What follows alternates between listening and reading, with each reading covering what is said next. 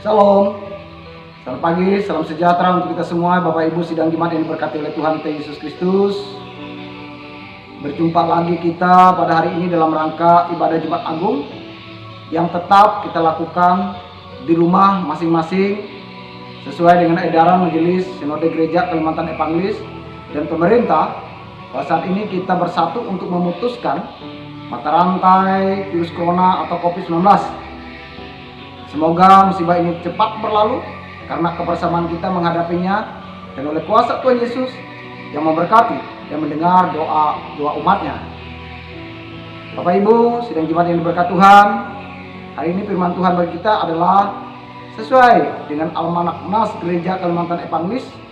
Dan ini yang terdapat dalam Injil Yohanes pasal 19 ayat 16b sampai dengan 30, berbicara tentang Yesus disalibkan dan Yesus mati. Bapak Ibu yang diberkati, saya tidak akan bacakan nas ini bagi kita. Silakan Bapak Ibu baca di rumah masing-masing. Namun sebelum kita bersama merenungkannya, mari kita bersama berdoa. Kita berdoa. Bapa di surga, Allah yang kami sembah dalam Tuhan kami Yesus Kristus, kami bersyukur dan bersukacita atas keselamatan yang Kau berikan dalam hidup kami melalui Putra-Mu yang tunggal, yaitu Yesus Kristus. Hari ini hari Jumat Agung, hari peristiwa kematian Tuhan Yesus di kayu salib, kami beribadah, memuja, memuliakan Engkau Tuhan. Dan hamba-Mu akan memberitakan peristiwa salib adalah jalan keselamatan bagi orang-orang percaya. Sungguh terbatas ilmu pengetahuan hamba-Mu. Biarlah Tuhan mencurahkan hikmat bagi hamba-Mu melalui kuasa Roh Kudus. Diberkati hamba-Mu, diberkati jemaat yang mendengarkan. Dalam nama Tuhan Yesus kami berdoa dan siap mendengarkan firman. Amin.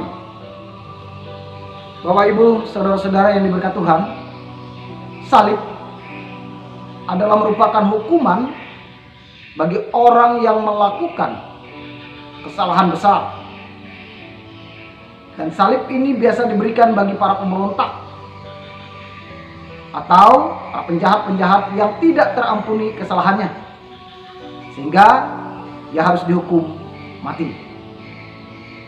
Salib adalah hukuman yang sangat mengerikan, Bapak Ibu Saudara.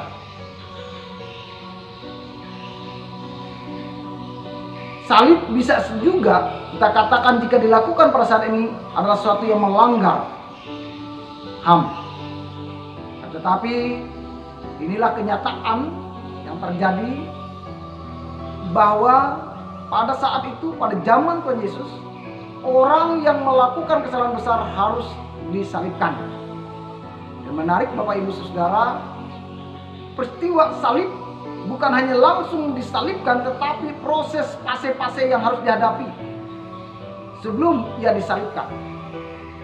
Ia mengalami penderitaan yang sangat berat.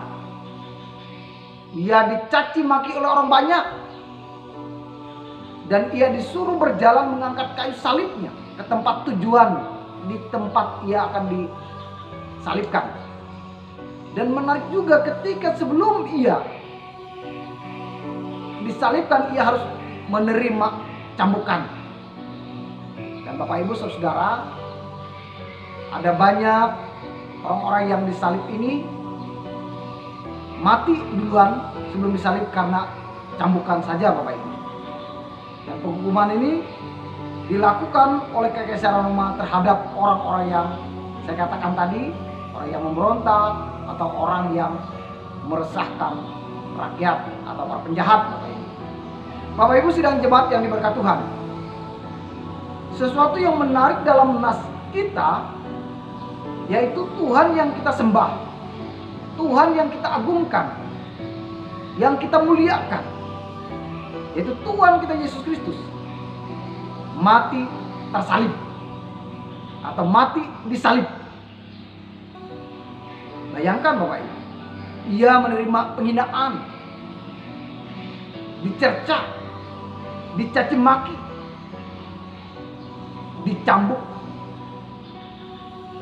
Sungguh mengerikan. Sepintas kita melihat, kalau kita tidak memahami, Yesus adalah seorang pemberontak, Yesus adalah seorang yang berdosa, seorang penjahat, sehingga ia disalib, dihina, dicaci maki. tapi bersyukur Bapak Ibu. Kita mau belajar dan memahami siapa Yesus. Kalau kita melihat dalam perjalanan Alkitab kita, dalam firman Tuhan yang ditulis oleh Injil ini, bagaimana Bapak Ibu Saudara, bagaimana kita memahami makna salib. Dalam catatan, dalam firman Tuhan kita melihat bahwa Yesus tidak melakukan hal-hal yang tidak berkenan secara hukum pemerintahan Romawi maupun secara keagamaan Bapak Ibu Saudara. Tuhan Yesus ketika ia berjalan menuju Yerusalem, ketika ia dielu-elukan, Tuhan Yesus tidak naik kuda sebagai simbol seorang panglima atau seorang raja yang menunjukkan kegagahan. Tuhan Yesus naik keledai yang lemah dan tidak berdaya Bapak Ibu. Dalam perjalanan, dalam penulisan kitab Injil, Tuhan Yesus melakukan mujizat-mujizat yang luar biasa. Ia menyembuhkan orang buta.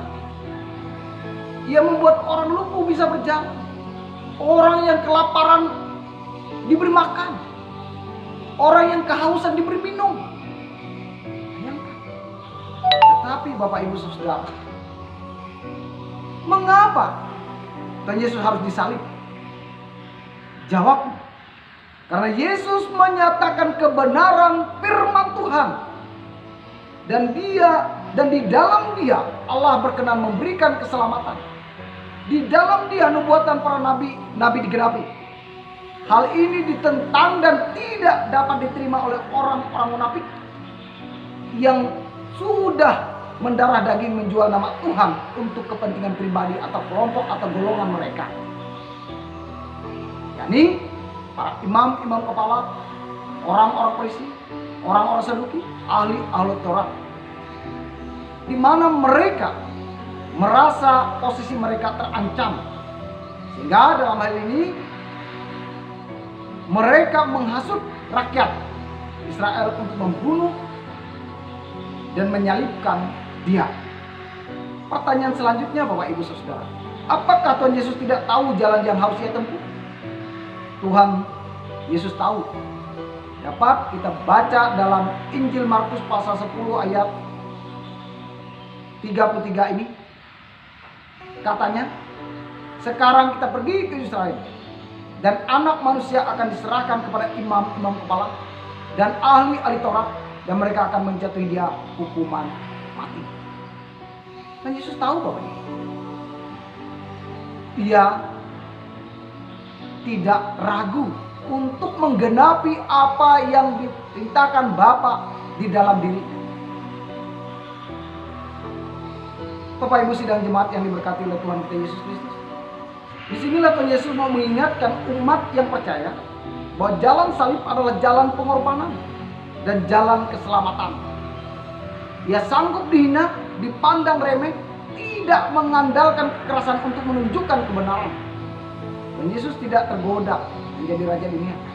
Terbukti ketika orang-orang Israel berteriak.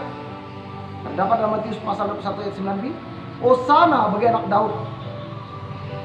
Diberkatilah dia yang datang dalam nama Tuhan. Inilah bukti bahwa ia bukan raja dunia, tapi raja kehidupan kekal, yang kerajaan surga bagi orang yang percaya. Bapak Ibu Saudara-saudara, Tuhan Yesus konsisten bahwa ia tetap harus melalui jalan salib, sehingga melalui salib itu umatnya diselamatkan dari dosa. Ia menerima kata teriakan dalam Yohanes 19 ayat 15.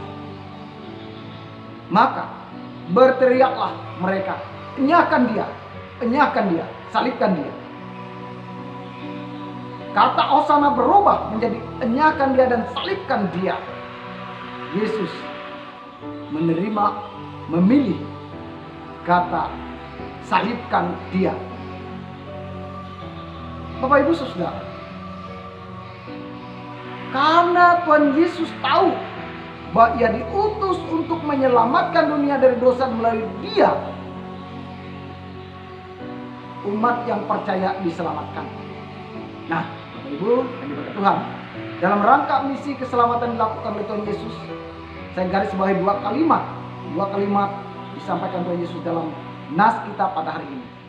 Pertama, ayat 8, aku haus. Kalimat ini saya pahami sebagai pukulan berat yang dirasakan Tuhan Yesus dalam penderitaannya menghadapi maut. Rasa haus seperti inilah yang akan menjadi hukuman bagi kita selamanya.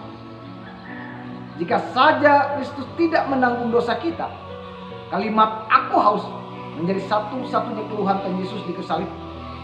Ia tidak mengerang saat mahkota duri ditancapkan di kepalanya atau cambuk menghantam tubuhnya. Ia mau menyatakan bahwa dia harus